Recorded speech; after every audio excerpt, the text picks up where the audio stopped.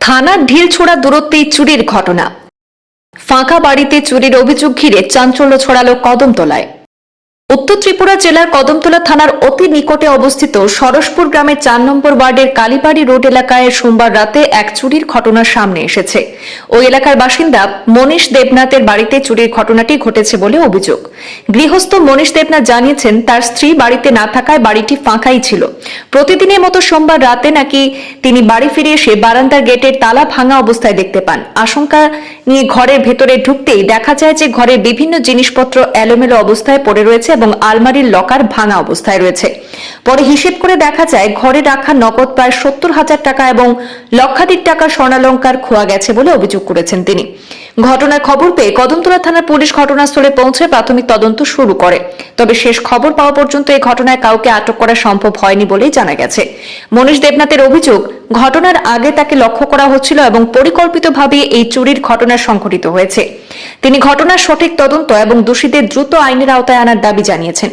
এছাড়াও তিনি ক্ষোভ প্রকাশ করে জানান, এর আগেও নাকি এই এলাকায় একাধিক ফাঁকা বাড়িতে চুরির অভিযোগ উঠেছে। তবে এইসব ঘটনার এখনো পর্যন্ত কোনো স্পষ্ট সমাধান না হওয়ায় এলাকাবাসীর মধ্যে গভীর উদ্বেগ বাড়ছে বলে জানানো হয়েছে।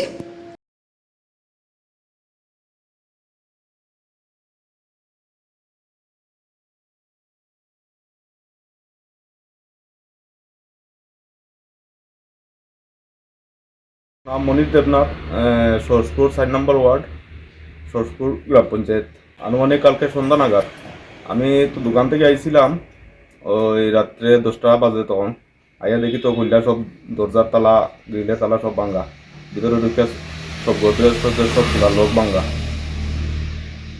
তখন আইয়া দেখি আমি পরে সঙ্গে সঙ্গে সবরে জানাইছি আর প্রশাসনকে কল করছি।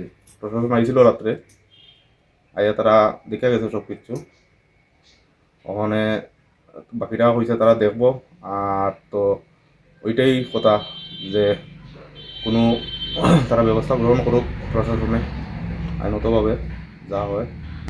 লাখ খানেকের উপর হইব সব জিনিসপত্র, ক্যাশ সহ। কদমতলা থানা না, ঘরে কেউ ছিল না। এটা অ্যাকচুয়ালি তো কেউ না কেউ এই জিনিসটা ফলো করতেছে।